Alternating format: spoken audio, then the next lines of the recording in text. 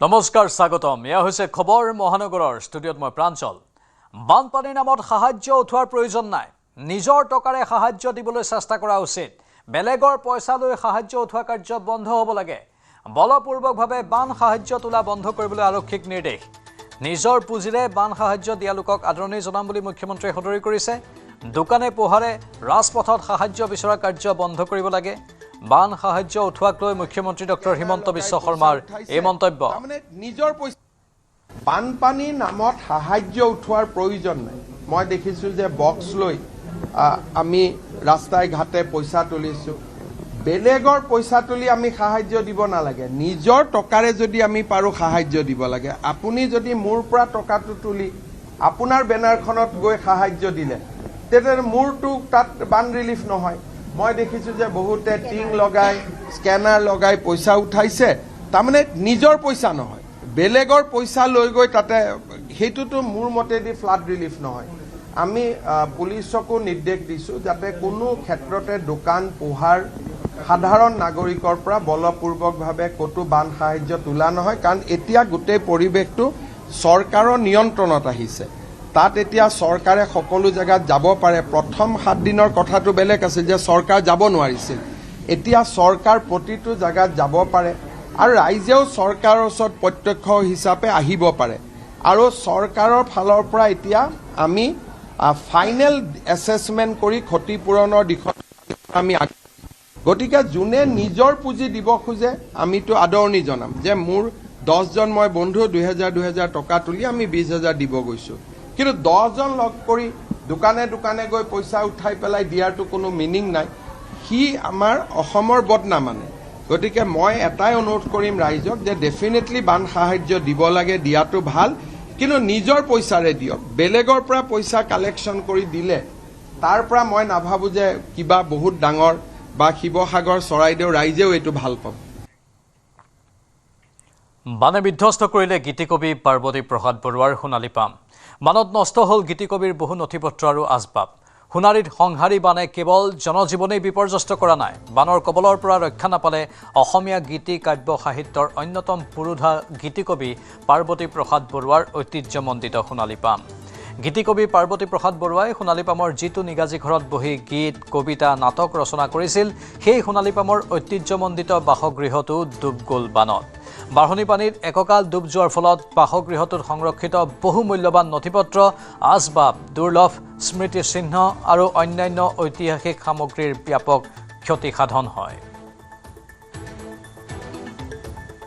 বানে ধোৱা সোণাৰীৰ বানপীড়িতৰ যি আচলতে বিডম্বনা আৰু যি কৰুণ কাহিনী সেইবিলাক আপোনালোকে দেখিছে চৰাইদেউ জিলা নাজিৰা সম জিলা আৰু শিৱসাগৰ জিলাত আচলতে বহু কাহিনী আহিছে যোনে কাহিনীবিলাকে আচলতে হৃদয় স্পৰ্শ কৰি গৈছে জনতাৰ বৰ্তমান মই উপস্থিত আছো চৰাইদেউ জিলা সদৰ সোণাৰী নগৰৰ সোণালী পামত সোণালী পাম হৈছে গীতিকবি পাৰ্বতী প্ৰসাদ বৰুৱাৰ বাসগৃহ আৰু এই কোঠালিটো হৈছে গীতিকবি পাৰ্বতী প্ৰসাদ বৰুৱাৰ কোঠালি য'ত সৃষ্টি হৈছিলে বহু গীতি কবিতাৰ সিনেমাৰ সৃষ্টি হৈছিলে গতিকে অসমৰ গীতি কাব্য সাহিত্য সংস্কৃতিৰ যি খনিকৰ স্বৰূপ পুৰোধা ব্যক্তি গীতিকবিৰ এইটোৱে হৈছে ভঁৰাল আৰু বানে ধুই গৈছে এই ভঁৰালটো মোৰ পিছফালে আপোনালোকে দেখিছে যিসমূহ কাপোৰ কানি আচবাব আছে আচলতে এই সকলোবিলাক আচলতে বানে ধুই গৈছে সম্পূৰ্ণৰূপে নষ্ট হৈ গৈছে আৰু ইয়াৰ সমান্তৰালকৈ গীতিকবিগৰাকীয়ে ব্যৱহাৰ কৰা প্ৰত্যেকবালি বস্তু সেয়ে লাগিলে হাৰমনিয়ামেই হওক কি লাগিলে কিতাপ পত্ৰই হওক আচলতে সকলোবিলাক এতিয়া যথেষ্ট পৰিমাণে ধ্বংস হৈছে গীতিকবিৰ ছবি দেখিছে ছবিখনতো আচলতে পানীয়ে বলিয়া বানে স্পৰ্শ কৰিছে কিছু পৰিমাণে ক্ষতি কৰিছে আনকি পকী বাসগৃহটো বহু পৰিমাণে আচলতে মানে ক্ষতি কৰিছে তেওঁলোকৰ উত্তৰ প্ৰজন্ম কৰ্মসূত্ৰে এই সোণালী পামত এতিয়া নাই তেওঁলোক বাহিৰত আছে কিন্তু এই তিনিগৰাকী ব্যক্তি দেখিছে আৰু কিছু ব্যক্তি আহিছে তেওঁলোকে অহৰ্নিশে এই বাসগৃহটো পুনৰ জীৱিত কৰাৰ চেষ্টা কৰিছে তেওঁলোকে কিতাপ পত্ৰসমূহ ৰ'দত শুকুৱাইছে কাপোৰ কানি তেওঁলোকে ৰ'দত শুকুৱাইছে চেষ্টা কৰিছে তেওঁলোকে যাতে অসমৰে চিনাকি থকা এই ঘৰটো, এই কোঠালিটো যাতে পুনৰ উদ্ধাৰ কৰিব পাৰি। এগৰাকী বাইদেউ আছে আমাৰ মাজত, আমি কথা পাতিবলৈ যত্ন কৰিম। বাইদেউ, বানপানী আহিছিলে সেইদিনাখন, এনেকুৱা বানপানী কেতিয়াও হোৱা নাই, চৰাইদেউত নাই হোৱা, কেতিয়াও নাই হোৱা। এই ৰুমটোৰ ভিতৰতো পানী হৈছিলে, তাৰপিছত কওকচোন তাৰপিছত কি হ'ল? গোটেইখিনি পানী ভৰ্তি হৈ গৈছিলে, আৰু পানী ভৰ্তি হৈ গৈছে, এনেকুৱা পানী হৈছে ৰাতিটো মই আহিব পৰা নাই। আমাৰ চকীদাৰ আছিলে, মোৰ মানুহজন আছিলে, নাতি আছিলে, চব আহি উঠি সোমাইছে, দেখিছে পানী ঠেলা মাৰি ধৰিছোঁ, খুলিব পৰা নাই, ঠেলি মেলি সোমালে, কাপোৰ কানি চব তিতিলে, টুচক চব তিতিলে। তেওঁ আলমাৰী তলা মৰা আছে, এতিয়া আলমাৰীটো খুলিব নোৱাৰি, আইতা আলমাৰী খুলিব নোৱাৰি, সেই কিতাপ পত্ৰকেইটা চব তিতি গ'ল। এতিয়া কৰিব কি, মানে সিহঁতেও আৰু কিবা হৈ গৈছে মানুহখিনি, ইমানলৈকে একঁকাল পানী হৈ গ'ল, একো কৰিব পৰা নাই। তাৰপিছত পিছদিনাখন আহি দেখিছোঁ আমি গোটেই আলমাৰী পালেং চালেং চব তাৰ তক্তা চক্তা এৰাই মানে পৰি আছে, বিছনাকেইটা এনেকৈ চিধাকৈ আছিলে, চব ঘূৰি গৈছে পানীত। কিতাপকেইটা তাৰপিছত আলমাৰী যেতিয়া চাবি দিলে, বাইদেউ চাবি দি পঠিয়ালে, খুলিছোঁ, চব কিতাপ বহি তেওঁ কবিতা লিখা চিখা চব তিতি শেষ। এতিয়া আমি ৰদাই মেলি থৈছোঁ আৰু সুন্দৰ কৰিব খুজিছোঁ, আৰু আমাৰ যেনেকৈ যোনেই নহওক আমাক এই ভৱনখন ভালখন, পাৰ্বতী বৰখাইলৰ ঘৰখন। এইবাৰ শুৱালকুছিত চিলনী চোৰৰ সন্ত্ৰাস। দিন দুপৰতে ব্যস্ত ৰাজপথত চিলনী চোৰে কাঢ়ি নিলে 12 লাখ টকা মূল্যৰ সোণৰ চেইন। কাঞ্চন নগৰত সংঘটিত হৈছে এই চাঞ্চল্যকৰ ঘটনা। পালচাৰ বাইকত অহা দুজনীয়া দুৰ্বৃত্তৰ দলে সংঘটিত কৰিছে এই ঘটনা। শুৱালকুছি ৰাজগড়ৰ ৰঞ্জিত কুমাৰ বৈশ্য নামৰ লোকজনে ৰাজপথত নিজৰ মটৰ চাইকেলেৰে আহি থকা অৱস্থাত বিপৰীত দিশৰ পৰা অহা দুৰ্বৃত্তৰ দলে এই ঘটনা সংঘটিত কৰে। ইতিমধ্যে শুৱালকুছি আৰক্ষী থানাত ঘটনা সন্দৰ্ভত ভুক্তভোগীয়ে দাখিল কৰিছে এজাহাৰ। আহি থাকাত গাড়ী এখন আগত দেখি বাবুন্দি বিষয়ৰ পৰা আহিল, ইয়াত অলপ ৰং চাইড লগাই দিছে, গাড়ীখন আৰু মই শ্ল' কৰিলোঁ, তাৰপিছত যাই ট্ৰেইনটো থাপ মাৰি পেলাই গুচি গ'ল। মই ডকাইত বুলি আঁতৰাব পাৰিলোঁ, সেই মানুহ নাছিল ধৰা।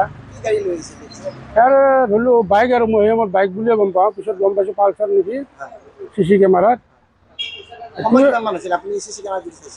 12:45-47 এইখিনিমান টাইম হৈছে। আপুনি ঘৰলৈ আহি ঘৰক আহিছিলোঁ। মানুহজন ক'ৰ পৰা আহিছিলে, কোন দিশৰ পৰা আহিছিলে? ইয়াত আছিলে, মই যাই আছোঁ পূবৰ পৰা, সিহঁতৰ পৰা পশ্চিমৰ পৰা আহি আছে, বাবুন্দি চাইডৰ পৰা আহি আছে। দুজন আহিছিল? দুজন আহিছিল বাইকত। মানে পিছৰজনে নামি কিনে আপোনাৰ ঠকি আছে? নামা নাই, গাড়ীৰ পৰাই থাপিছে। আপুনি লাহে লাহে আহি আছিল? লাহে লাহে আহি আছিলোঁ, আৰু সিহঁতৰ ৰং চাইড কৰি ৰাস্তাটো কভাৰ কৰিছিনি অলপ। বান সাহায্যৰ নামত সংগ্ৰহ কৰা ধনৰ ওপৰত CIDৰ নজৰ। UPI QR কোডেৰে ধন সংগ্ৰহ কৰা একাধিক একাউণ্ট আহিব তদন্তৰ আওতাত। ভুৱা বান সাহায্য অভিযানৰ বিৰুদ্ধে কঠোৰ ব্যৱস্থাৰ সতৰ্কবাণী আৰক্ষীৰ। বান সাহায্যৰ ধন আত্মসাৎ কৰিলেই জালত পৰিব আৰক্ষীৰ। সন্দেহজনক একাউণ্টৰ ওপৰত তদন্তকাৰী সংস্থাৰ তীক্ষ্ণ নজৰ। ছ'চিয়েল মিডিয়া যোগেৰে বান সাহায্যৰ নামত ধন সংগ্ৰহ একাংশৰ। প্ৰায় 50টা ছ'চিয়েল মিডিয়া একাউণ্টত চাইবাৰ চেলৰ নজৰত আছে। আৰু বান সাহায্য দিয়াৰ পূৰ্বে সংগঠনৰ বিশ্বাসযোগ্যতা নিশ্চিত কৰাৰ আহ্বান। ইউটিউবাৰ কণ্টেণ্ট ক্ৰিয়েটৰসকললৈ অসম আৰক্ষীৰ সতৰ্কবাণী। অসম আৰক্ষীৰ CID গোটে গঠন কৰিছে এটা তদন্তকাৰী দল।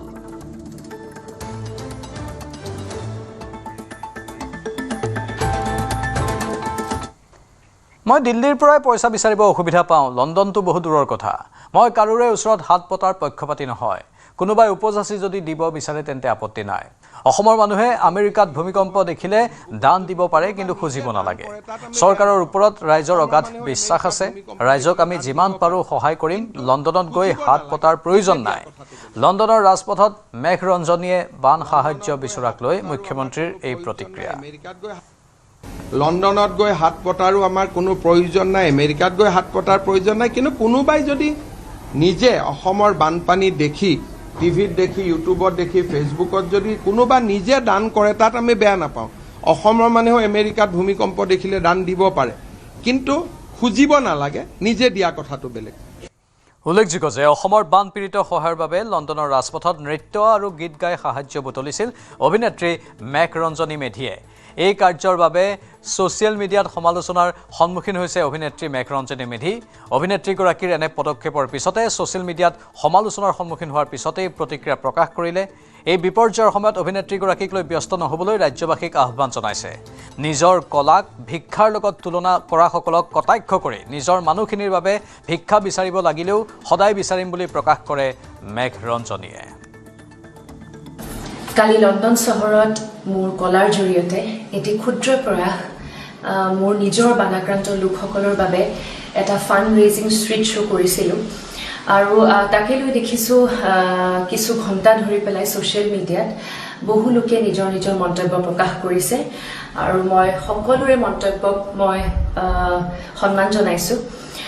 কিন্তু এটাই কথা ক'ব বিচাৰোঁ যে আপোনালোকে এইখিনি সময়ত মোক লৈ ব্যস্ত নহ'ব, কাৰণ আমাৰ যি পৰিস্থিতি সেয়া বহুত বেছি ডাঙৰ, বহুত বেছি গভীৰ।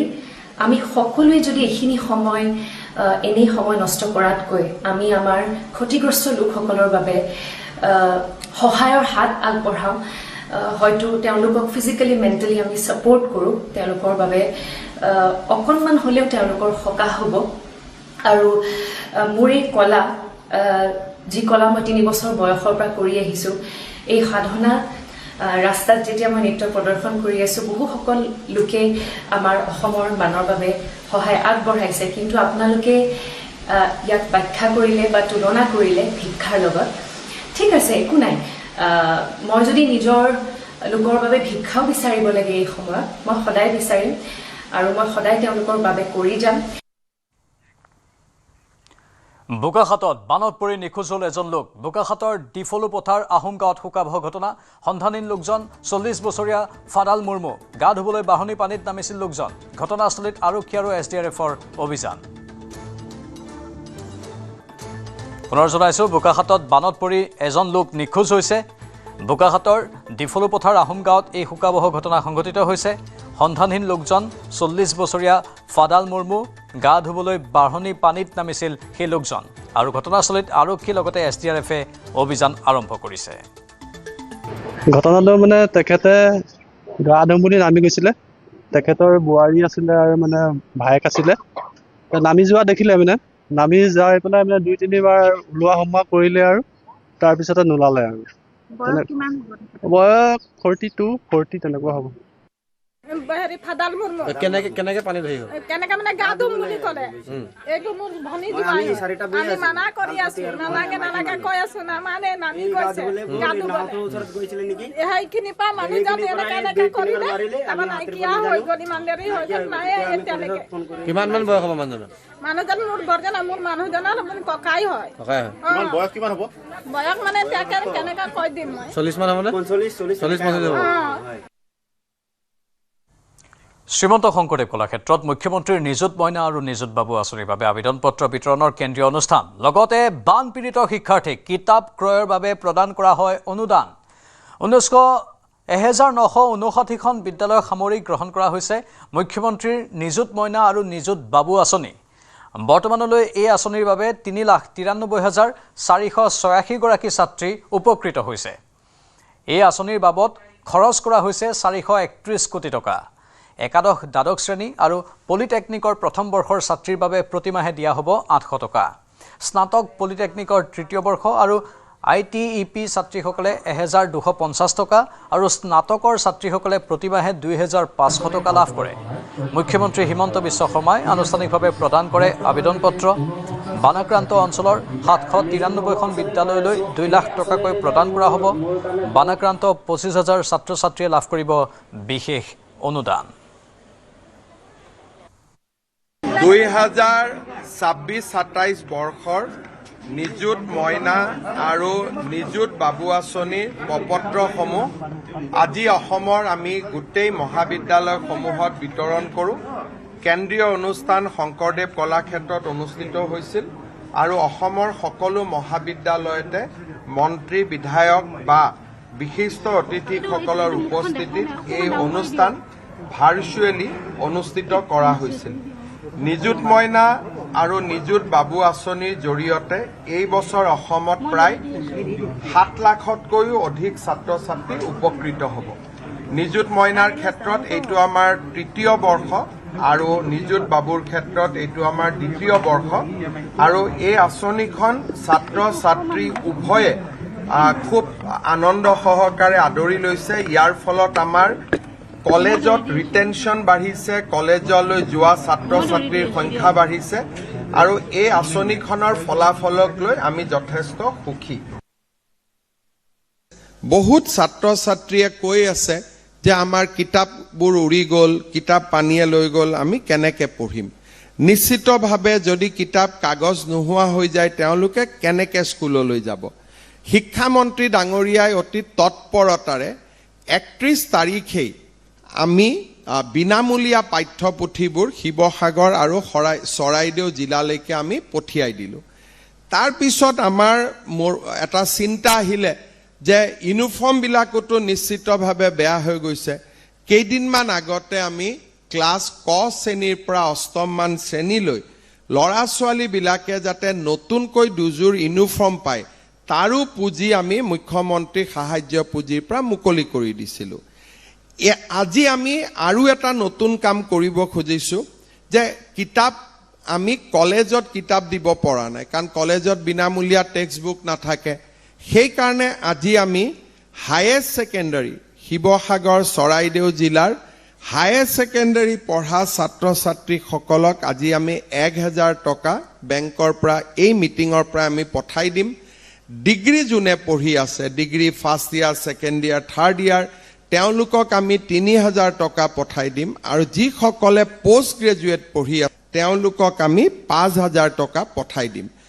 ঠিক তেনেধৰণে আমি যিসকল পলিটেকনিকত পঢ়ি আছে আৰু যিসকলে BEd পঢ়ি আছে তেওঁলোকলৈকেও আজি আমি পুঁজি পঠাই দিম। অৰ্থাৎ আজিৰ দিনটোতে 21000 ছাত্ৰ ছাত্ৰীয়ে 4.26 কোটি টকা লাভ কৰিব আৰু বিদ্যালয়সমূহে প্ৰায় 15 কোটি টকা লাভ কৰিব। আমি শিৱসাগৰ আৰু চৰাইদেউ জিলাৰ উচ্চতৰ মাধ্যমিক ছাত্ৰ ছাত্ৰীৰ বাবে 1000, কলেজত পঢ়া ছাত্ৰ ছাত্ৰীৰ বাবে 3000 আৰু ইউনিভাৰ্চিটিত পঢ়া ছাত্ৰ ছাত্ৰীৰ বাবে 5000 টকা আমি মুকলি কৰি দিছোঁ। ইয়াৰ উপৰিও মই আগতে ঘোষণা কৰা মতে ইউনিফৰ্মৰ পইচা ইতিমধ্যে মুকলি কৰি দিয়া হৈছে আৰু আজি আমি স্কুলবিলাক বা কলেজবিলাকত বোকা বা পলস আদি গুচাবৰ বাবেও আমি 2 লাখ টকা আজি ইয়াৰ পৰাই আমি DBT কৰিছোঁ। প্ৰায় 14 কোটি টকা বিতৰণ কৰা হৈছে। মই ভাবোঁ যে আমি লোৱা পদক্ষেপসমূহে শিৱসাগৰ আৰু চৰাইদেউ জিলাৰ ৰাইজক সাধাৰণ জীৱন যাত্ৰালৈ উভতি অহাৰ ক্ষেত্ৰত সহায় কৰিব। বিশেষকৈ 10 বা 11 তাৰিখে আমি স্কুল কলেজবিলাক খুলিব পাৰিম বুলি আমি আশা কৰিছোঁ। বোকাখাটৰ সমীপৱৰ্তী কাৰ্বি আংলঙৰ দলামৰাত ডিফলুনৰ ভয়াৱহ ৰূপ। ডিফলুনৰ ওপৰত থকা দলং উটুৱাই নিলে বাঢ়নী পানীয়ে বুৰাই পেলাইছে মালাচিৰ বিস্তীৰ্ণ অঞ্চল। বানত ঘৰ দুৱাৰ বুৰ যোৱাত আশ্ৰয় শিবিৰলৈ ঢাপলি মেলিছে কাৰ্বি ৰাইজসকল। নেৰানেপেৰা বৰষুণৰ ফলত ডিফলুনুৱে উটুৱাই নিয়ে দলামৰাৰ দলংখন।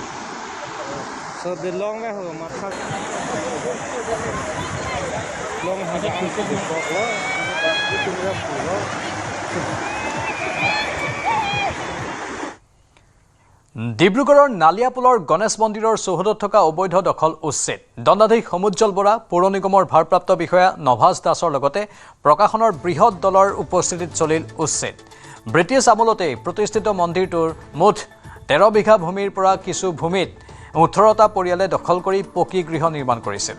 আজি জিলা প্ৰশাসনে মন্দিৰৰ ভূমিত থকা অবৈধ দখলৰ কিছু পকী গৃহ উচ্ছেদ কৰে। 14টা মানুহ কাৰণে এংগেজ কাউন্সিল হয়। আমাৰ সিনিয়ৰ নাম হ'ল IB চেটাৰ্জী, মই তেখেতৰ জুনিয়ৰ হয়। আমি ইয়াত আহিছিলোঁ মানে যে কাৰ লগত কি কেনেকৈ এভিকশ্যনটো হ'ব বুলি। আগতে মানে আমি গৈ মেলি কথা পাতোঁতে তেখেতে মানে আমাৰ লগত কপাৰেট কৰা নাছিলে। আমাক ৱকালতনামা খুজিছিলে। ৱকালতনামাটো ইয়াত খুজিব নোৱাৰে, লিজ এগ্ৰিমেণ্ট খুজিছিলে। সেইকেইটা মেটাৰ অলৰেডি ষ্টে হৈ গ'ল আৰু যোনকেইটা ষ্টে হোৱা নাই সেইকেইটা অলৰেডি ছাবজুডাইজ আছে। কিন্তু তাৰপিছত তেখেতে আমাৰ লগত কপাৰেট কৰিলে। আমাক ক'লে যে আমি অকল 3টা কাৰণে আহিছোঁ, যোনকেইটা কেছ ফাইল কৰা নাই। তো তাত আমাৰ একো প্ৰব্লেম নাই। আমি ইয়াত নিজৰ ক্লাইণ্টৰ কাৰণে আহিছোঁ আৰু যোনকেইটা ষ্টে অৰ্ডাৰ আছে, যোনকেইটা মেটাৰ ছাবজুডাইজ আছে সেইকেইটা তেহেঁতি কৈছে যে আমি হাত নলগাওঁ। যেতিয়া কৰিলে তাত আমাৰ একো প্ৰব্লেম নাই। আমি এতিয়া ইয়াত থিয় হৈ আছোঁ যেকেইটা আমাৰ যোনকেইটা ষ্টে হ'ল আৰু যোনকেইটা মোৰ ক্লাইণ্ট হয় সিহঁতৰ ঘৰত মানে হাত লগাব নোৱাৰে। মোৰ ক্লাইণ্ট 15টা আছিলে, তাৰপিছত 14টা ষ্টে পালে আৰু এটা মেটাৰ ছাবজুডাইজ আছে যোনটো অলৰেডি অৰ্ডাৰ পোৱা হ'ল। যিহেতু মন্দিৰ সেইটো যোনটো প্ৰপাৰ্টি সেইটো মন্দিৰৰে হয়, কিন্তু আমাৰ লিজত দিয়া হৈছিলে আৰু যিহেতু আমাৰ লিজ এগ্ৰিমেণ্ট ভেলিড হয়, সেইটো 99 ইয়াৰ্ছ আছে, কাৰোবাৰ 50 ইয়াৰ্ছ আছে, সেইটো মেটাৰ এতিয়া ডিছপিউটেড হৈ আছে, সেইটো কোৰ্টত আছে। যিহেতু এতিয়া ডিচাইড হোৱা নাই, তো সেইটো মই বেছিকৈ নকওঁ, কিন্তু আমি লিজত আছোঁ, আমি কেতিয়াও কোৱা নাই যে আমি অ'নাৰ হয় বুলি। আমি মানিছোঁ যে যোনটো লেণ্ড হয় সেইটো মন্দিৰৰ হয় আৰু আমি এজ এ লেচি ইয়াত আমি আছোঁ, আমি লিগেল লেচি হয় ইয়াত। অৰুণাচলৰ পৰা বৈ অহা খৰস্ৰোতা চেঁচা নৈৰ নাৰায়ণপুৰত সংহাৰ। এতিয়াও বানৰ কবলত ৰঙাজান ফুটভোগ অঞ্চল। বানৰ বাবে মৃতলোকৰ অন্ত্যেষ্টিক্ৰিয়াৰ বাবেও এতিয়া ঠাইৰ অভাৱ। আজি পুৱা মৃত্যু ঘটে অঞ্চলটোৰ ৰেৱতী দাস নামৰ এগৰাকী বৃদ্ধাৰ। ওখ ঠাইৰ অভাৱৰ ফলত কলৰ ভূৰতে বৃদ্ধাগৰাকীৰ মৃতদেহ সৎকাৰ কৰে গাঁওবাসীয়ে।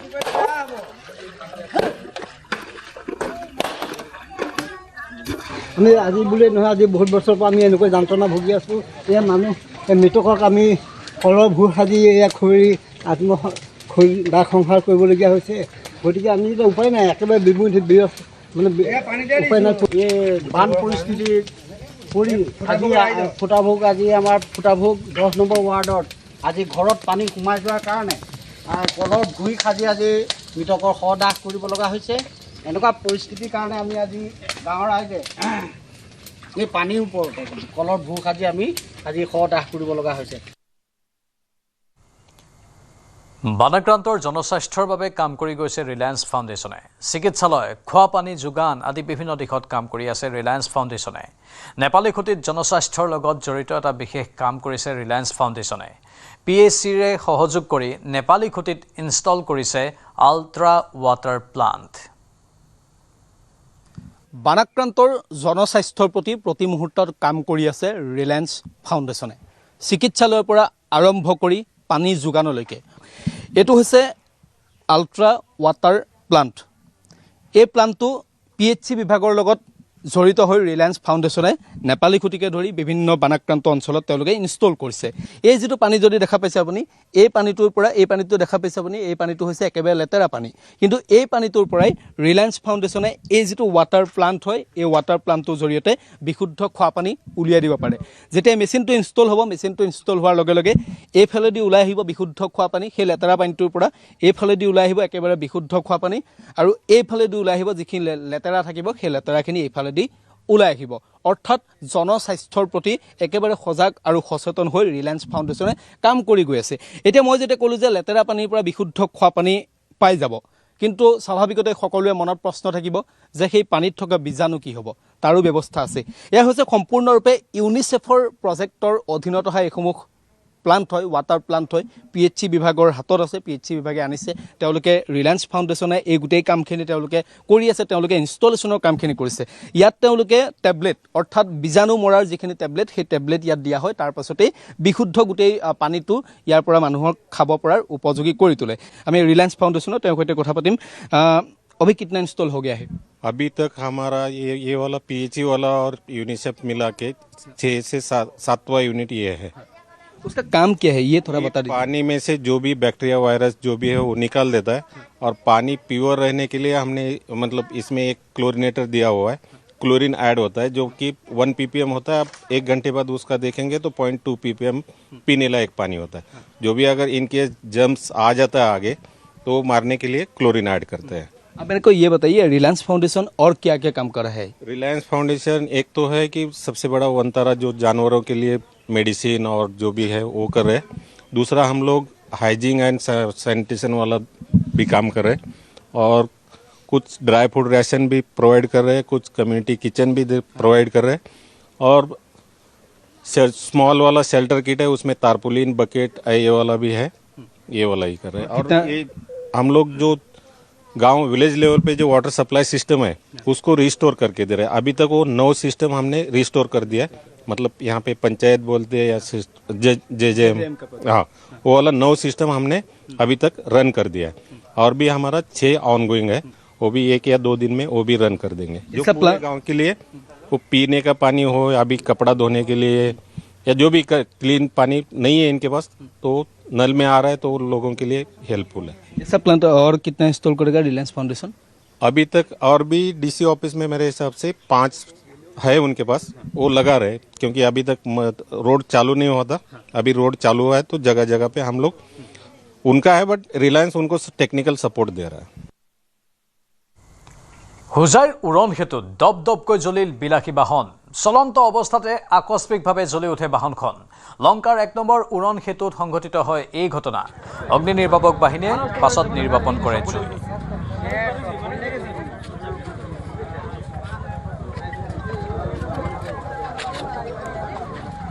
দৃশ্য দেখুৱাইছোঁ, হোজাইৰ উৰণ সেতুৰ ওপৰতেই এই অঘটনটো সংঘটিত হয়। এখন বিলাসী বাহন চলন্ত অৱস্থাত আকস্মিকভাৱে দপদপকৈ জ্বলি উঠে। লংকাৰ 1 নম্বৰ উৰণ সেতুতে এই ঘটনা সংঘটিত হয়। পাছত অৱশ্যে অগ্নি নিৰ্বাপক বাহিনীয়ে জুই নিৰ্বাপন কৰে, কিন্তু ইতিমধ্যেই প্ৰায় সম্পূৰ্ণ ভস্মীভূত হয় এই বাহনখনৰ।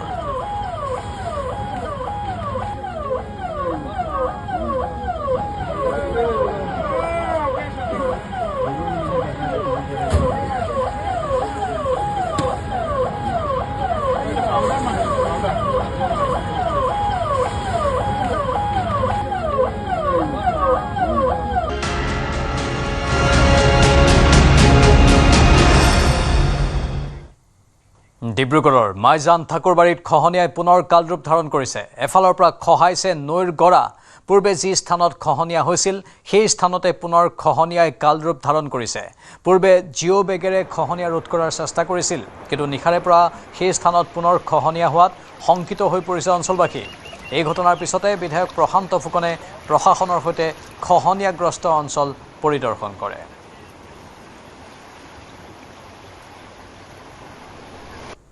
এয়া যি আমাৰ মাইজানৰ ঠাকুৰবাৰী এই যি অঞ্চল, এই অঞ্চলৰ একেবাৰে সমীপতে মথাউৰিৰ কাষত আমাৰ পানী ইতিমধ্যে পালেহি, আৰু এই পানীৰ যিটো সোঁতে ইতিমধ্যে মথাউৰিটো খুন্দিয়াই আছে। গতিকে এই মথাউৰিটো খুব দুৰ্বল হৈ যোৱাৰ এটা সম্ভাৱনা আছে এনেধৰণৰ। আৰু এই যদি দুৰ্বল হয়, কিবা কাৰণত যদি কিবা ঘটন ঘটিবলগীয়া হয়, যদি কিবা কাৰণত ডিব্ৰুগড় পানী সোমাবলগীয়া হয়, তেনেহ'লে নিমিষতে কিন্তু আমাৰ ডিব্ৰুগড় যিখন নগৰ, ঐতিহ্যপূৰ্ণ যিখন ডিব্ৰুগড় নগৰ, যিটো আমি যাক লৈ আমি গৌৰৱ কৰোঁ, অহংকাৰ কৰোঁ, সেই অহংকাৰ কিন্তু শূন্য হ'ব আৰু ডিব্ৰুগড় নগৰখন আচলতে মানত ডুব যাব। গতিকে এই ক্ষেত্ৰত আচলতে মই এটা কথা পুনৰবাৰ কৈছো যে আমি বিভাগে আচলতে এই ক্ষেত্ৰত আগতীয়াকৈ ব্যৱস্থা গ্ৰহণ কৰিব লাগিছিল। আমাৰ যিসকল বিধায়ক আছে, যিসকল বিভাগীয় মন্ত্ৰী আছিল, তেখেতসকলে এই ক্ষেত্ৰত আগতীয়াকৈ ব্যৱস্থা গ্ৰহণ কৰা হ'লে কিন্তু বহু ক্ষেত্ৰত আচলতে আমি ডিব্ৰুগড় যিটো সুৰক্ষা ব্যৱস্থাটো আচলতে অলপ নিশ্চিতভাৱে অলপ কটকটীয়া হ'লহেঁতেন, ভাল হ'লহেঁতেন বুলি আমি অনুভৱ কৰিছো। উজনিৰ বান বিভীষিকাত তছনছ হোৱা 300 পৰিয়ালক বান সাহায্য প্ৰদান। বশিষ্ঠৰ হোটেল ৰত্নামৌলী পেলেচৰ ফালৰ পৰা প্ৰেৰণ কৰে বান সাহায্য। প্ৰায় 300 পৰিয়ালৰ বাবে বিভিন্ন সামগ্ৰী লৈ শিৱসাগৰলৈ ৰাওনা। শুকুৰবাৰে বান বিধ্বস্ত অঞ্চলৰ 300 পৰিয়ালক বিতৰণ কৰিব সামগ্ৰীখিনি। দৈনিক ব্যৱহাৰ্য বাল্টি, মগ, কোৰ, কেৰাহী, কুকাৰকে ধৰি বহু সামগ্ৰী প্ৰেৰণ কৰা হৈছে।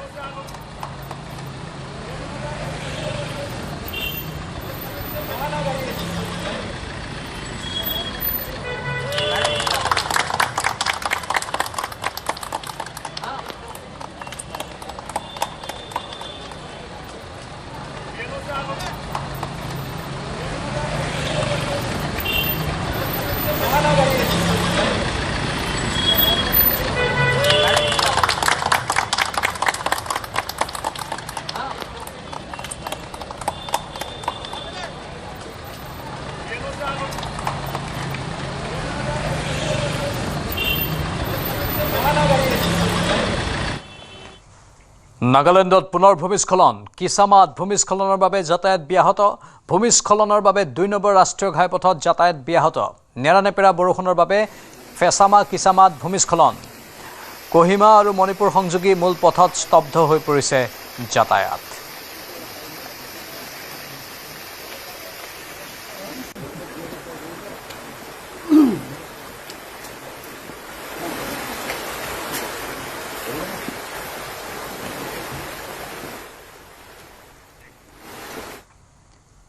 মহানগৰীৰ দক্ষিণ গাঁৱৰ পৰা কাহিলীপাৰা সংযোগী পথত হোৱা কৃত্ৰিম বানত সেই কৃত্ৰিম বানৰ বাতৰি একমাত্ৰ সম্প্ৰচাৰ হৈছিল নিউজ 18ত।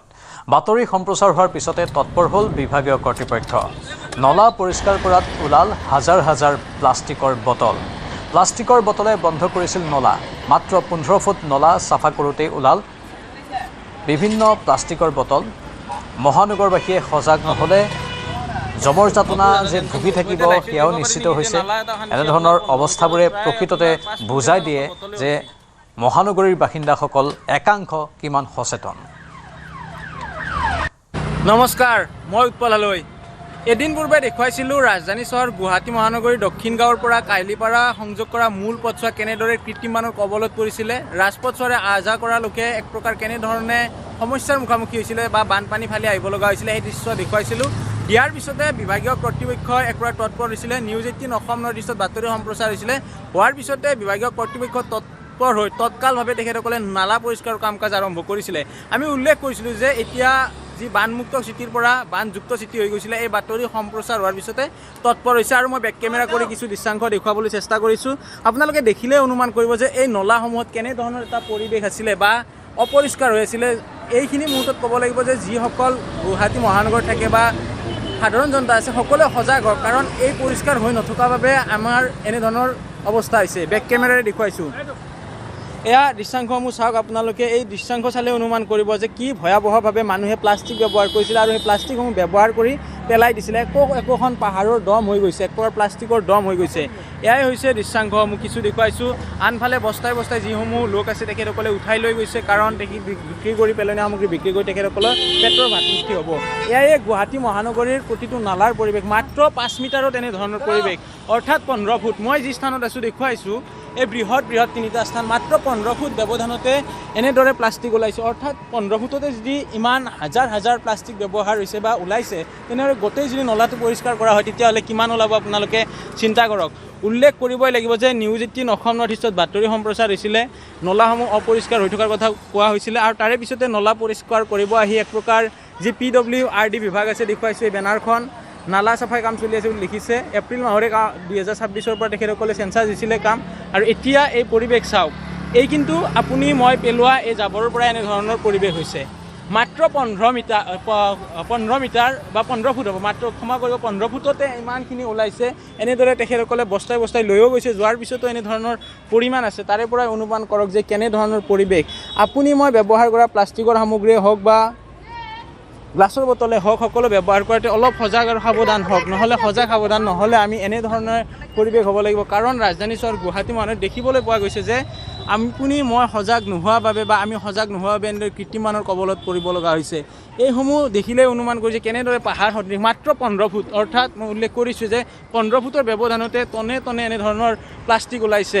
আৰু ইয়াৰ বাবে কিন্তু আমি সৰ্বসাধাৰণ ৰাইজে দায়ী। চৰকাৰ প্ৰশাসনে বাতৰি সম্প্ৰচাৰ হোৱাৰ পিছত বাৰু তেখেতসকলে পৰিষ্কাৰ কৰি দিলে। ইয়াৰ পৰৱৰ্তী পৰ্যায়তো ৰাইজলৈকে আহ্বান থাকিব, দাবী থাকিব যে আপোনালোকে এইসমূহ ব্যৱহাৰ কৰক ঠিকে, কিন্তু ব্যৱহাৰ কৰি যাতে ভাল এটা স্থানত পেলাই দিয়ক, যাতে ৰাইজক দুৰ্ভোগ নুভোগে।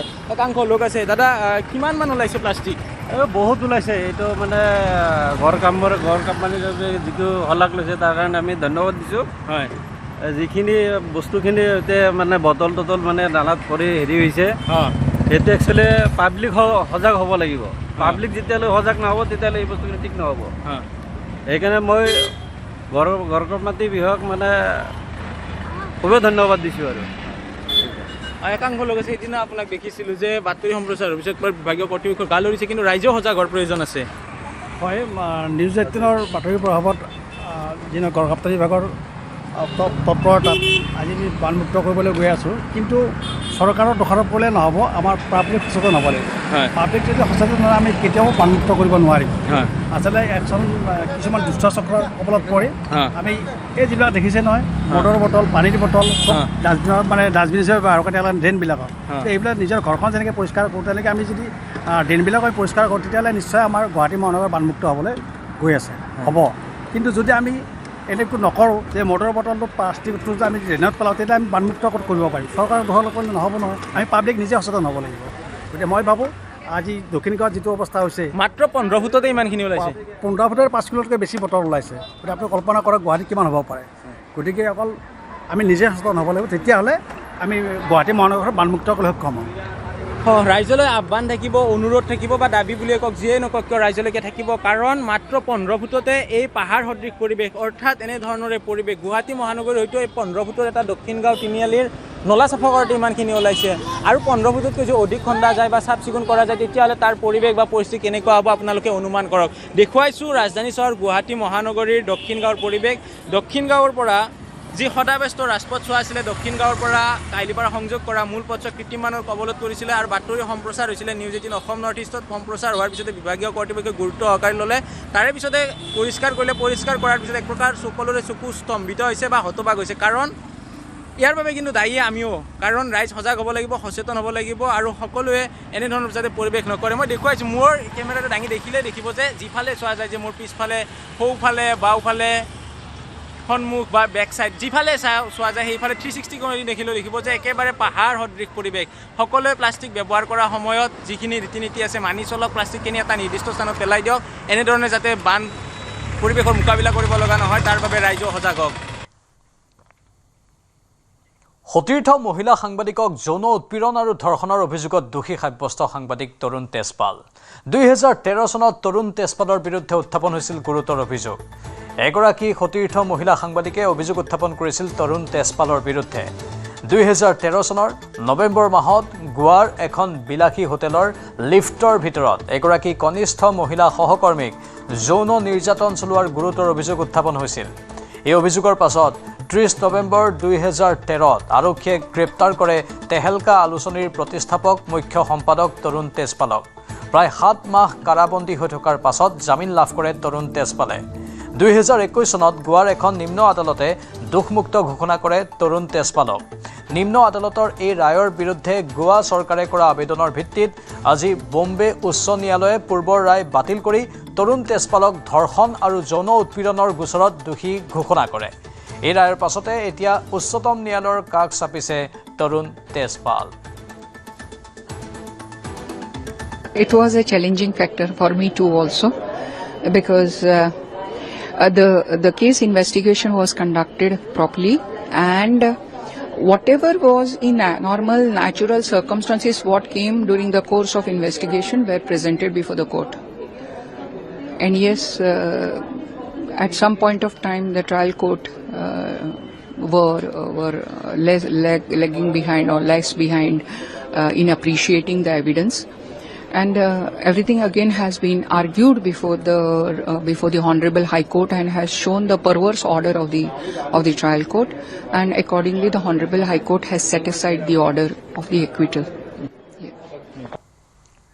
শিৱসাগৰৰ বান বিধ্বস্ত অঞ্চল পৰিদৰ্শন কৰে বিটিচিৰ মুখ্য কাৰ্যবাহী হাগ্ৰামা মহিলাৰীয়ে বিধায়ক অখিল গগৈক লগত লৈ হাগ্ৰামা মহিলাৰীয়ে শিৱসাগৰৰ চাউলকৰাৰ মলিয়াভেটা গাঁওসহ কেইবাটাও বানাক্ৰান্ত অঞ্চল পৰিভ্ৰমণ কৰে বানাক্ৰান্ত ৰাইজৰ দুখ দুৰ্দশা আৰু বানৰ ফলত হোৱা ক্ষয় ক্ষতিৰ বুজ লোৱাৰ লগতে বিতৰণ কৰে সাহায্য সামগ্ৰী বিটিচিৰ পৰা শতাধিক লোকক লগত লৈ শিৱসাগৰত উপস্থিত হয় হাগ্ৰামা মহিলাৰী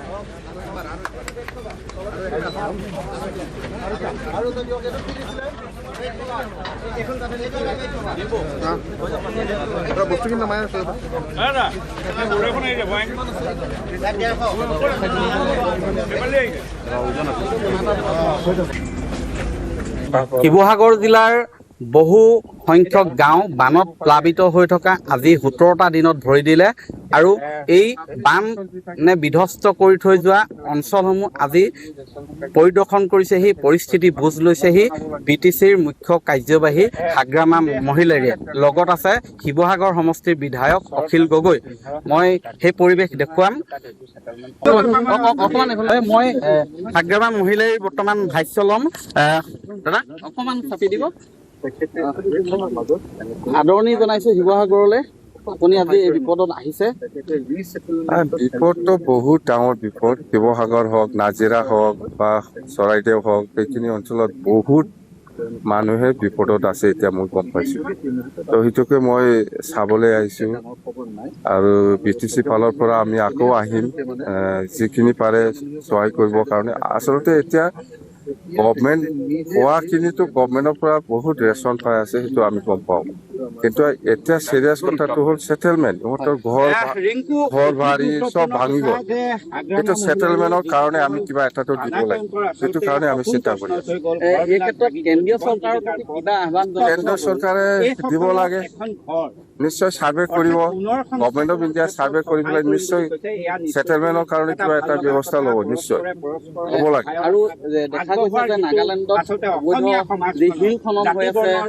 নাগালেণ্ডৰ কথা এইটো নাগালেণ্ডক ক'ব লাগিব আমি আপোনালোকে এনেকুৱা নকৰিব এইটোৱে আমি ক'ব লাগিব এতিয়া আৰু এই বৈচিত্ৰ্যটোকে আচলতে হাগ্ৰামা মহিলাই ভাৰত চৰকাৰে যথেষ্ট আৰু ইয়াত ছেটেলমেণ্টৰ কাৰণে পইচাৰ দৰকাৰ আছে আমি কম গভৰ্ণমেণ্টক এতিয়া ৰিকুৱেষ্ট কৰিম হয় এয়া হৈছে হাগ্ৰামা মহিলাৰী বাইহাটা চাৰিআলিৰ পৰা তেজপুৰলৈ হ'ব 4 লেনযুক্ত পথ 4 লেনযুক্ত ৰাষ্ট্ৰীয় ঘাইপথটো নিৰ্মাণত অনুমোদন কেন্দ্ৰৰ 4 লেনযুক্ত হ'ব 15 নম্বৰ ৰাষ্ট্ৰীয় ঘাইপথ 135.87 কিলোমিটাৰ দৈৰ্ঘ্যৰ হ'ব 4 লেনযুক্ত পথছোৱা মঙলদৈ বাইপাছৰ 15.11 কিলোমিটাৰ বাদ দি নিৰ্মাণ হ'ব 4 লেনযুক্ত পথ পথটো নিৰ্মাণৰ বাবে কেন্দ্ৰই ব্যয় কৰিব 8,970 কোটি টকা পথটোত থাকিব জৰুৰীকালীন বিমান অৱতৰণৰ সুবিধা সামাজিক মাধ্যম যোগে এই কথা জনালে মুখ্যমন্ত্ৰীয়ে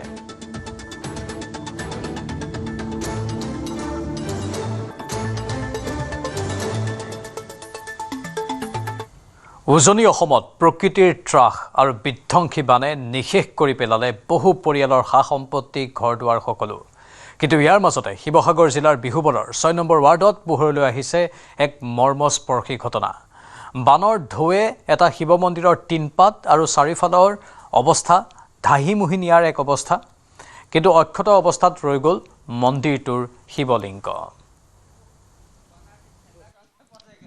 বানত সকলো উটি গ'ল কিন্তু অক্ষত অৱস্থাত থাকি গ'ল শিৱ বাবা শিৱলিংগ অক্ষত অৱস্থাত থাকি গ'ল এয়া হৈছে বিহুবৰ 6 নং ৱাৰ্ড এই 6 নং ৱাৰ্ডত এয়া আছিল মই এটা শিৱ মন্দিৰত আছোঁ ইয়াত এটা শিৱ মন্দিৰ আছিল ইয়াত এখন চাল আছিল এই শিৱ মন্দিৰটো পকিকৈ বনাবলৈ আৰম্ভ কৰিছিল বিহুবৰ 6 নং ৱাৰ্ডত শিৱ মন্দিৰটোৰ এই যিখন চাল আছিল তিনপাত আছিল সকলোখিনি পানীয়ে লৈ গ'ল কাৰণ একেবাৰে ওপৰলৈকে এই যেটো খুঁটা দেখিছে এই খুঁটাটোলৈকে পানী উঠিছিল পানীয়ে চালখন সম্পূৰ্ণৰূপে ৰৈ গ'ল কিন্তু এই যিভাগ মন্দিৰ এই মন্দিৰ ভাগ কিন্তু থাকি গ'ল মন্দিৰ ভাগ পানীয়ে উটুৱাই নিব নোৱাৰিলে অক্ষত অৱস্থাত থাকি গ'ল ইয়াৰ যিভাগ শিৱলিংগ আছে য'ত পূজা কৰা হয় সেই অক্ষত অৱস্থাত এনেদৰে থাকি গ'ল এই শিৱলিংগ ভাগ এপাত ত্ৰিশূল দেখিছে এপাত ত্ৰিশূল থাকি গ'ল এয়া শিৱলিংগ ভাগ এয়া হৈছে লিংগ এই লিংগ ভাগ এই অঞ্চলটো ৰাইজে ইয়াত তেওঁলোকে পূজা অৰ্চনা কৰিছিল আৰু শাওণ মাহৰ যি বলবম এই বলবমত তেওঁলোকে ইয়ালৈ আহিছিল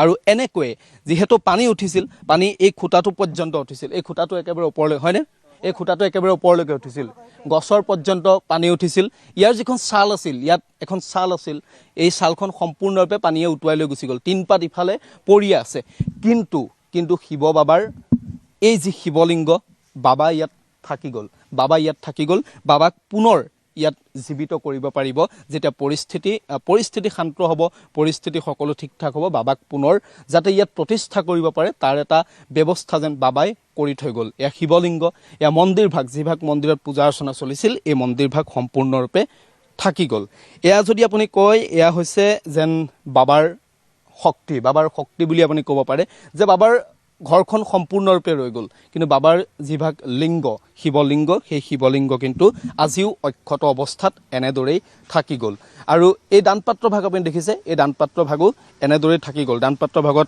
তলা মাৰি থোৱা আছে ইয়াতেই বহু লোকে তেওঁলোকে দান দিছিল এই মন্দিৰত পূজা অৰ্চনা কৰিবলৈ আহি আৰু এই দানপাত্ৰ ভাগ এনেদৰে থাকি গ'ল মই অকণমান কথা পাতিম এই অঞ্চলটোৰ লোকসকল আছে ইয়াত পানী কিমানলৈকে উঠিছিল এতিয়া এই গছটো ওপৰলৈকে উঠিছে মানে ইয়াত মানুহ কোনো একো কৰিব পৰা নাই নাও কিছুমান আছিলে নাওজনে বহুতখিনি মানুহ বচালে দেই এতিয়া আমি সেইডোখৰত আছিলোঁ মানুহ মানে 5 মিনিটত ইমানখিনি হৈছে পানী কোনো একো ক'ব পৰা নাই মানে কোনো একো কৰিব পৰা নাই ঘৰৰ একো বস্তু ওলা নাই এতিয়া চক হেপনে চক ঘৰ গোটেই থিয় ঢাক খাই গৈছে কোনো একো কৰিব পৰা নাই যে ইমানটো ভালে আছে যে মন্দিৰ ভাগ কেনেকৈ থাকি গ'ল চব শেষ হৈ যোৱাৰ পাছত ভাল হৈ থাকিলে যে আমাৰ এই শিৱ মন্দিৰটোত যে আমি চবে বলবম মানিছিলোঁ এইবছৰ মানিব পৰা নাই যে আমাকো বেয়া লাগিছে যে আমি এই শিৱ মন্দিৰটোত পানী ঢালিছিলোঁ বলবম লাগিছিলে ঠিক আছে আমি এইবছৰ ঢালিব পৰা নাই আমাক বেয়া লাগিছে যে আমাৰ ঘৰ দুৱাৰ চবে গুচি গৈছে আমি কৰিম কি একো কৰিব পৰা নাই তেতিয়াও আৰু কি কৰিব মানুহে সহায় কৰিছে খোৱা বস্তু একো কমি দিয়া নাই লেকিন সেইটো চৰকাৰে দিয়া নাই এইটো ৰাইজে মিলাই মিলি দিছে সেইটো আমি ভালে পাইছোঁ এতিয়া বৰ্তমান আমাক খালি ঘৰ লাগে এতিয়া শিৱ মন্দিৰটো কোনে বনাই দিব আমাক ঘৰ দুৱাৰ নাইকিয়া আমাৰ ঘৰ দুৱাৰ বনাবলৈ টেনশ্যন হয় এতিয়া আমাৰ শিৱ মন্দিৰটো বনাই দিব না ঘৰ বনাই দিব। এতিয়া আমাৰ চবে কেম্প বনাই আছে, কি কৰিম আমি? সেইকাৰণে এতিয়া আপোনালোকে কিবা সহায় পাৰেতো কৰিব, আৰু নোৱাৰে যদি কি কৰিব, আমি সুখে দুখে কৰিব লাগিব। সহায় কৰিব, সকলো মানুহে সহায় কৰি আছে, সহায় কৰিব। আৰু এজন যুৱক, তেওঁলোকে এই মন্দিৰটোত পূজা কৰিছিল আৰু এই মন্দিৰ ভাগৰ কথা কৈ তেওঁ কান্দি উঠিছে হুকহুকাই। কাৰণ তেওঁলোকে শাওণ মাহত ইয়াত তেওঁলোকে পূজা কৰিছিল, ইয়াত তেওঁলোকে বলবম পালিছিল, তেওঁ আঁতৰি গ'ল, কেমেৰাৰ আগৰ পৰা তেওঁ আঁতৰি গৈছে।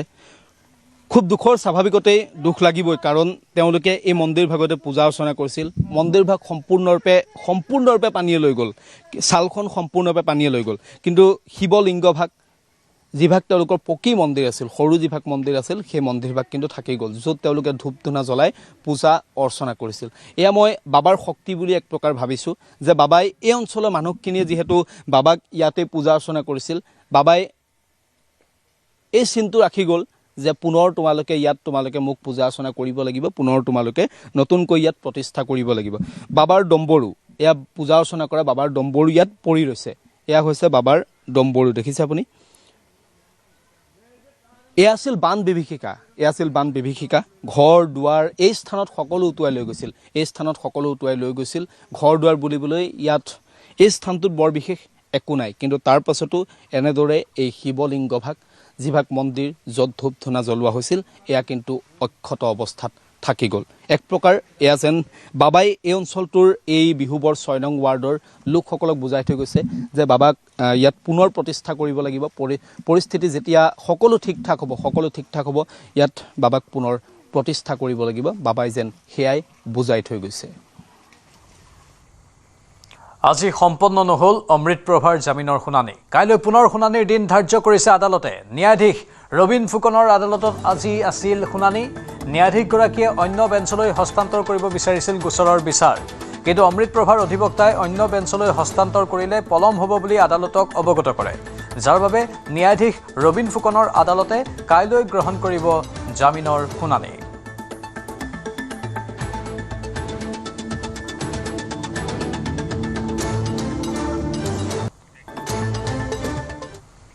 অসমৰ বানপীড়িতক সহায়ৰ বাবে লণ্ডনৰ ৰাজপথত নৃত্য আৰু গীত গাই সমালোচনাৰ সন্মুখীন হৈছে অভিনেত্ৰী মেঘৰঞ্জনী মেধি।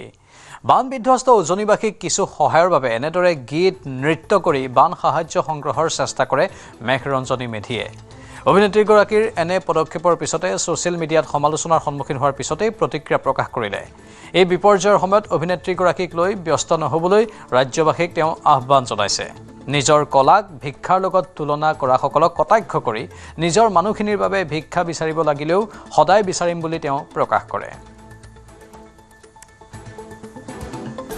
কালি লণ্ডন চহৰত মোৰ কলাৰ জৰিয়তে এটি ক্ষুদ্ৰ প্ৰয়াস মোৰ নিজৰ বানাক্ৰান্ত লোকসকলৰ বাবে এটা ফাণ্ড ৰেইজিং ষ্ট্ৰীট শ্ব' কৰিছিলোঁ, আৰু তাকে লৈ দেখিছোঁ কিছু ঘণ্টা ধৰি পেলাই ছ'চিয়েল মিডিয়াত বহু লোকে নিজৰ মন্তব্য প্ৰকাশ কৰিছে, আৰু মই সকলোৰে মন্তব্যক মই সন্মান জনাইছোঁ। কিন্তু এটাই কথা ক'ব বিচাৰোঁ যে আপোনালোকে এইখিনি সময়ত মোক লৈ ব্যস্ত নহ'ব, কাৰণ আমাৰ যি পৰিস্থিতি সেয়া বহুত বেছি ডাঙৰ, বহুত বেছি গভীৰ। আমি সকলোৱে যদি এইখিনি সময় এনেই সময় নষ্ট কৰাতকৈ আমি আমাৰ ক্ষতিগ্ৰস্ত লোকসকলৰ বাবে সহায়ৰ হাত আগবঢ়াওঁ, হয়তো তেওঁলোকক ফিজিকেলি মেণ্টেলি আমি ছাপোৰ্ট কৰোঁ, তেওঁলোকৰ বাবে অকণমান হ'লেও তেওঁলোকৰ সকাহ হ'ব। আৰু মোৰ এই কলা, যি কলা মই 3 বছৰ বয়সৰ পৰা কৰি আহিছোঁ, এই সাধনা ৰাস্তাত যেতিয়া মই নৃত্য প্ৰদৰ্শন কৰি আছোঁ, বহুসকল লোকে আমাৰ অসমৰ বানৰ বাবে সহায় আগবঢ়াইছে, কিন্তু আপোনালোকে ইয়াক ব্যাখ্যা কৰিলে বা তুলনা কৰিলে ভিক্ষাৰ লগত। ঠিক আছে, একো নাই, মই যদি নিজৰ লোকৰ বাবে ভিক্ষাও বিচাৰিব লাগে এই সময়ত, মই সদায় বিচাৰিম আৰু মই সদায় তেওঁলোকৰ বাবে কৰি যাম। গৌৰীপুৰৰ গংগাধৰ নদীত ভয়ংকৰ খহনীয়া, নৈৰ বুকুত জাহ গ'ল প্ৰায় 300 পৰিয়ালৰ ভেটিমাটি, 4 শতাধিক বিঘা কৃষিভূমি বিলীন হ'ল নদীত। খহনীয়াৰ কবলত পৰিছে লোক নিৰ্মাণ বিভাগৰ পথো। বিপদৰ সন্মুখীন শিঙিমাৰী আৰু উত্তৰ মৰা গংগাধৰ গাঁওবাসী। বিপদসংকুল হৈ পৰিছে অঞ্চলটোৰ 2খনকৈ বিদ্যালয়। খহনীয়া প্ৰতিৰোধত সংশ্লিষ্ট বিভাগ ব্যৰ্থ হোৱাৰ অভিযোগ উঠিছে। বিধায়ক সাংসদে খা খবৰ নোলোৱাত ভুক্তভোগীয়ে ক্ষোভ উজালে। শীঘ্ৰে স্থায়ী সমাধানৰ দাবী জনাইছে ভুক্তভোগীয়ে। কোন শব্দ আছে ভাঙি আছে, ঘৰ দুৱাৰ ভাঙি লৈ যাই আছে। ইয়াতে মানুহ থাকিব পৰা নাই, থকাৰ জেগাও নাই, মানুহ যাব ক'ত? একবাৰ হয়তো ভাঙছিল, আকৌ ইয়াতে উঠি আহি ঘৰ চৰ বনালা, আকৌ ভাঙি ল'ল। এতিয়া মানুহকেইটা যাই ৰাস্তাত আশ্ৰয় লৈছে, ইয়াতে যাবৰ কোনো ব্যৱস্থাই নাই, মাটি কিনিবলৈ পইচা নাই। এতিয়া ইমাৰ্জেঞ্চি যদি কাম নকৰে এইকেইটা মানুহ থাকিব নোৱাৰে, আৰু 2-2 ঘৰ পৰিয়াল এইটো এটা সপ্তাহৰ ভিতৰতে উঠিব লাগিব। ইয়াতে কোনো উপায় নাই থকাৰ কাৰণে, সদায় 10টা-15টা পৰিয়ালৰ ঘৰ ভাঙিয়ে আছে। ইয়াতে গোটাই ৰাইজে আহি সহযোগ কৰি খালি ঘৰটোৱে ভাঙি আছে, বাকী এখন নিব পৰা নাই। গাছ গছনি খেতি পথাৰ চব নদীয়ে লৈ যাই আছে, কিন্তু আমাক ইয়াতে কোনো গুৰুত্বও দিয়া নাই। খালি শুনি আছোঁ পাৰ্মিট কাম হ'ব, কিন্তু হোৱা নাই। এতিয়ালৈকে 50-55টা পৰিয়ালৰ ভাঙা গেল। আজিকালিৰ ভিতৰত আৰু মোটামুটি 200-250 মানৰ পৰিয়ালৰ ঘৰ ভাঙিবই লাগিব। কোনো উপায় নাই, যেনেকৈ ভাঙি আছে। আমি বহুত জেগাত জনাইছোঁ, কিন্তু জনালে কি হ'ব? কোনো আমাৰ ইয়াতে অহাও নাই, কোনো আমাৰ খবৰো লোৱা নাই। এতিয়া আমি যদি ক'ব যাওঁ খালি কাম হ'ব বুলি কৈ থাকে, কিন্তু এতিয়ালৈকে হোৱা নাই। এই বছৰ যিটো গৰাখহনীয়াৰ মানে ৰূপ, ভয়ংকৰ ৰূপ, ইয়াতে বহুত মানুহ আছিল, বহুত কেইঘৰ মানুহ আছিল। এই কেইদিন আগতে 3-4 দিনৰ আগত বাৰীঘৰখিনি ভাঙি উঠুৱাই ল'লে। আৰু যি আমাৰ কৃষিভূমি চাওঁতে য'ত এখন বিশাল এৰিয়া আছিল, ইয়াতে কৃষিভূমি যি এৰিয়াখিনি আছিল, তাতে 200 বিঘাৰ ওপৰত মাটি গুচি গ'ল। PWD এখন ৰাস্তা সেইখনো গুচি গ'ল। আমাৰ যাতায়াতৰ যি সমস্যা মানে জৰাজীৰ্ণ, একেবাৰে যাব নোৱাৰা হৈ গৈছে। ইয়াত পৰিয়াল বুলি ক'লে বহুত 250-300 পৰিয়াল আছিল, সেইখিনি গুচি গৈছে। এতিয়ালৈকে যি পৰিয়াল আছে, বহুত পৰিয়াল আছে। এতিয়াও বহুত এই নদীৰ কবলত এতিয়াও 200-250 পৰিয়াল এতিয়াও আছে, ঘৰ আছে, কিন্তু এইখিনি যাওঁ অৱস্থা।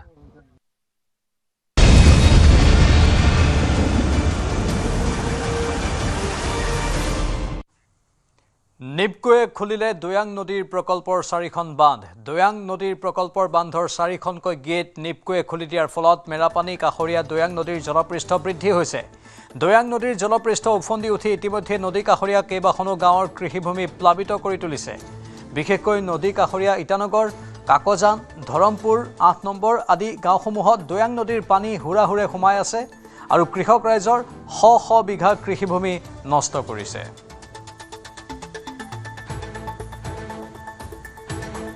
নিপকৈ 4খন গেট খুলি দিয়াৰ ফলতে দৈয়াঙৰ বৃহৎ অঞ্চল আচলতে বৰ্তমান পানীয়ে খেতিপথাৰ প্লাবিত কৰিছে। আৰু মই বৰ্তমান উপস্থিত আছোঁ 8 নম্বৰ যি আছে ইটানগৰ, সেই গাঁৱত উপস্থিত আছোঁ। আৰু বৰ্তমান ইয়াৰ পৰিৱেশ দেখুৱাওঁ নিউজ 18 অসম নিউজৰ দৰ্শকসকলক। আচ্ছা, কাছমাৰীৰ যি বৃহৎ অঞ্চল আচলতে ইটানগৰ 8 নম্বৰ যি গাঁও আছে, তাত খেতিপথাৰ বিনষ্ট কৰিছে আচলতে দৈয়াঙৰ পানী। মই পৰিৱেশ নিউজ 18 অসম নিউজৰ দৰ্শকসকলক পোনপটীয়াকৈ দেখুৱাই লওঁ। আচলতে এই কৃষকসকলৰ যি পথাৰ আছে, সেই পথাৰত কৃষি পথাৰত আচলতে পানী বৰ্তমান সোমাইছে। আৰু ইয়াৰ পৰিৱেশ আমাৰ দৰ্শকসকলক পোনপটীয়াকৈ দেখুৱাই লওঁ। শ বিঘা কৃষিভূমি নষ্ট হৈছে। আচলতে কুঁহিয়াৰ খেতিকে ধৰি ইয়াত যি শাক পাচলি খেতি আছিলে, সকলোবিলাতে পানীয়ে বৰ্তমান প্লাবিত কৰিছে দৈয়াঙে 4খন গেট খুলি দিয়াৰ ফলত। আৰু বৰ্তমান কৃষকসকল আছে, তেওঁলোকৰ লগত যাম। দাদা, অকণ আপোনাৰ ওচৰলৈ আহিছোঁ।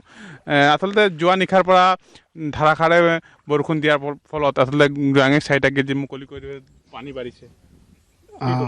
আপোনালোকৰ খেতিপথাৰ যথেষ্ট অনিষ্ট হৈছে। আমাৰ খেতিপথাৰ যথেষ্টখিনি অনিষ্ট হৈছে। ইয়াত যিমানখিনি আমাৰ দৈয়াঙৰ বানপানী নিপকৈ যিটো 4টা গেট খোলাৰ কাৰণে আমাৰ যিটো কাকজান গাঁৱৰ যিটো আমি বাম খেতি কৰিছিলোঁ, ধৰক বেঙেনা খেতি হওক, তিয়ঁহ খেতি হওক, ডাংমাহ, কুঁহিয়াৰ, যথেষ্টখিনি শ বিঘা অনিষ্ট কৰিছে।